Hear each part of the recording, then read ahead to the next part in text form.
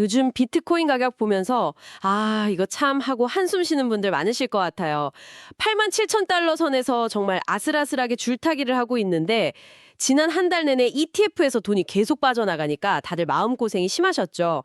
그런데 바로 어제 이 지긋지긋한 흐름을 딱 끊어내는 신호가 하나 나왔습니다. 오늘 저희는 이 신호가 그냥 데드캣 바운스 같은 일시적인 반등인지 아니면 월스트리트 자금이 들어온 이후 처음으로 맞는 본격적인 스트레스 테스트의 시작을 알리는 건지 그 속내를 아주 탈탈 털어보려고 합니다. 그래서 핵심 질문은 이거죠. 지금 이 구간 정말 바닥을 다지는 걸까요? 아니면 우리를 기다리는 더 깊은 골짜기가 남아있는 걸까요? 바로 그 스트레스 테스트라는 표현이 핵심입니다. 지금 시장을 단순히 가격 등락으로만 보면 중요한 걸 놓치게 돼요. 이건 2024년 이후 ETF를 통해 시장에 들어온 소위 점잖은 돈, 즉 기관 투자자들이 처음으로 겪는 의미 있는 조정이거든요. 이들이 과연 위기 상황에서 어떤 선택을 하는지, 그들의 행동 패턴이 시장의 체질을 어떻게 바꿔놓고 있는지, 월가 자금 흐름부터 블록체인 데이터, 거시경제 변수까지 엮어서 한번 제대로 그림을 그려보겠습니다. 좋습니다. 그럼 가장 먼저 시장 분위기를 바꾼 그 신호탄, ETF 자금 흐름부터 한번 짚어보죠. 정말 11월 내내 최악이었잖아요. 거의 매일 돈이 빠져나간다는 소식만 들렸는데 갑자기 11월 25일에 1억 2,900만 달러가 순유입으로 돌아섰단 말이죠. 근데 전 여기서 비트코인만 오른 게 아니라는 점이 더 흥미로웠어요. 이더리움에 7,900만 달러, 솔라나에도 5,800만 달러가 같이 들어왔더라고요. 정확히 보셨습니다. 만약 비트코인에만 자금이 쏠렸다면 그냥 기술적 반등인가 하고 넘어갈 수도 있었을 거예요. 하지만 이더리움, 솔라나까지 자금이 분산됐다는 건 시장이 패닉에 빠져 모든 걸 다 던지는 위험 회피 모드가 아니라는 강력한 증거입니다. 그냥 다 도망가는 게 아니다. 그렇죠. 투자자들이 다시 어떤 자산이 더 유망할까를 저울질하며 선별적으로 포트폴리오에 담기 시작했다는 거죠. 이걸 구조적인 자금 회귀 패턴의 초기 신호로 해석하는 분석가들이 많습니다. 선별적 회복이라. 듣고 보니 그러네요. 그냥 무작정 도망가는 게 아니라 옥석 가리기를 시작했다는 뜻이니까요. 그런데 1억 2,900만 달러라는 금액 자체만 보면 그동안 빠져나간 돈에 비하면 사실 좀 작게 느껴지기도 하거든요. 이 숫자에 그렇게 큰 의미를 부여할 수 있을까요? 금액의 절대적인 크기보다는 방향 전환이라는 그 상징성이 훨씬 중요합니다. CF 벤치마크스의 분석을 보면 이번 11월의 유출은 ETF 출시 이후 역대 최악의 기록이었습니다. 네, 말 그대로 피가 철철 흐르는 상황이었죠. 그렇죠. 그런 상황에서 흐름이 반대로 꺾였다는 것 자체가 시장 참여자들에게 이제 매도 압력이 거의 끝난 건가? 하는 심리적 안도감을 줍니다. 흥미로운 건 지난 2025년 2월에도 비슷한 패턴이 있었다는 거예요. 맞아요. 그때도 대규모 자금 유출로 시장이 공포에 떨었는데 그 직후에 오히려 사상 최고치를 경신했었죠. 바로 그겁니다. 역사는 반복되지 않지만 비슷한 패턴은 참고할 가치가 있죠. 알겠습니다. 단순한 돈의 액수보다 절망적인 흐름을 끊어냈다는 그 사실 자체가 중요하다는 말씀이군요. 이게 바로 오늘 이야기의 핵심 주제인 기관들의 첫 번째 진짜 시험대와도 연결되는 지점인 것 같습니다. 왜 ETF 자금 흐름이 이토록 중요한 건가요? 개인 투자자들 돈 들어오고 나가는 거랑은 차원이 다른 문제인 거죠? 차원이 완전히 다르죠. ETF 자금은 그냥 돈이 아닙니다.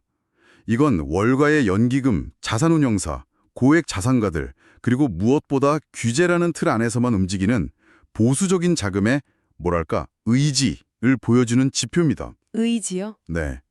이들은 개인 투자자처럼 감정적으로 패닉셀을 하지 않아요. 정교한 모델과 리스크 관리 전략에 따라 움직이죠.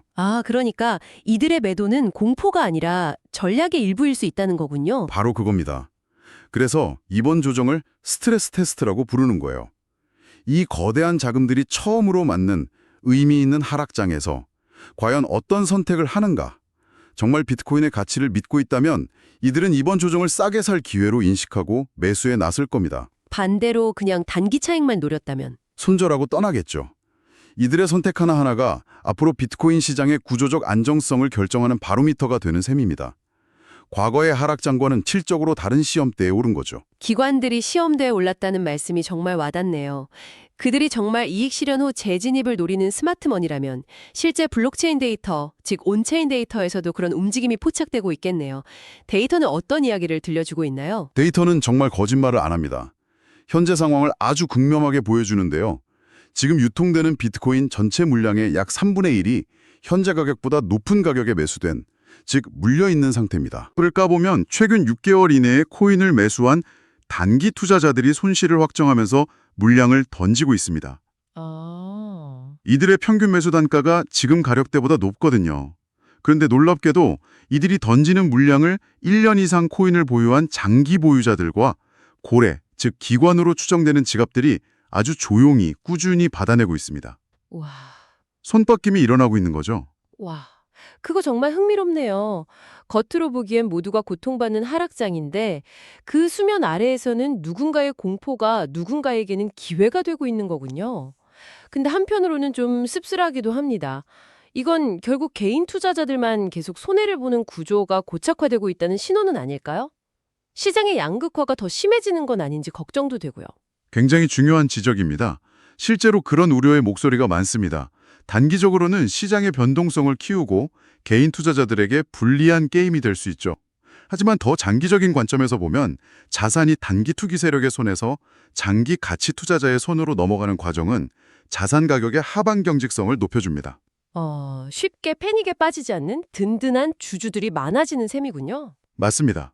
현재 가격대인 84,000달러에서 9만 달러 사이가 바로 그 단기 투자자들의 매도 압력과 장기 투자자들의 매수세가 가장 치열하게 충돌하는 격전지라고 볼 수 있습니다. 격전지. 네, 이 구간을 지켜내느냐가 단기적인 방향성을 결정할 겁니다. 그냥 자기들만 할 리그가 아니잖아요. 외부 경제 상황, 특히 미국 연준의 입김에 엄청나게 흔들리는데 마침 이번 주에 중요한 경제 지표들이 쏟아져 나왔습니다. 이게 시장의 불확실성을 더 키운 것 같아요. 맞습니다. 정말 정신없는 48시간이었죠. 11월 마지막 주에 생산자 물가지수 PPI부터 시작해서 소매 판매, 그리고 연준이 가장 예의주시하는 개인 소비 지출 PCE 물가지표, 마지막으로 고용시장을 보여주는 실업수당 청구 건수까지. 와, 거의 모든 재료가 한꺼번에 나왔네요. 네, 시장의 방향을 결정할 수 있는 재료가 전부 테이블 위에 올라온 겁니다. 이건 사실상 연준의 다음 행보를 예측할 마지막 퍼즐 조각들이었어요. 그래서 그 퍼즐 조각들을 맞춰보니 어떤 그림이 나왔나요? 시장은 이걸 어떻게 해석했죠? 문제는 그 퍼즐 조각들이 서로 잘 안 맞는다는 겁니다. 잘 안 맞는다니요? 예를 들어 생산자 물가지수 PPI는 예상보다 낮게 나와서 인플레이션이 잡히고 있구나, 금리 인하 기대감이 높아지겠다 싶었는데 바로 다음 날 나온 소매 판매는 또 예상보다 강하게 나온 거예요. 이건 소비가 아직 튼튼하네, 연준이 굳이 금리를 내릴 필요가 없겠는데 하는 신호죠. 그러니까 한쪽에서는 경기 둔화 신호가 다른 쪽에서는 경기 호조 신호가 동시에 나오면서 시장이 완전히 길을 잃어버린 거군요. 정확합니다. PCE 물가도 둔화되는 추세는 맞지만 연준의 목표치인 2%까지는 아직 갈 길이 멀고요. 고용시장도 조금씩 식고는 있지만 여전히 견조합니다. 이 모든 걸 종합한 시장의 결론은 이겁니다. 연준이 급하게 금리를 내릴 이유도 없지만 그렇다고 긴축을 더 강하게 밀어붙일 명분도 없다. 한마디로 애매하다. 네, 애매한 거죠. 이런 안개 속 상황이 투자자들을 가장 힘들게 합니다. 상승과 하락, 양쪽 시나리오가 다 가능해지니까 섣불리 어느 한쪽에 베팅하기가 굉장히 어려워지는 겁니다. 자, 그럼 이제 가장 중요한 질문을 던져봐야겠습니다. ETF 자금은 돌아왔지만 아직 미미하고 온체인 데이터에서는 손바뀜이 일어나고 있고 거시 경제는 한 치 앞을 내다보기 힘든 안개 속입니다. 이 모든 걸 종합했을 때 지금이 바닥이라고 결론 내릴 수 있을까요? 결론부터 말씀드리면 아직은 바닥을 파고 있는 과정이지 바닥을 다지고 반등이 확정된 단계는 절대 아닙니다. 아직은 아니다.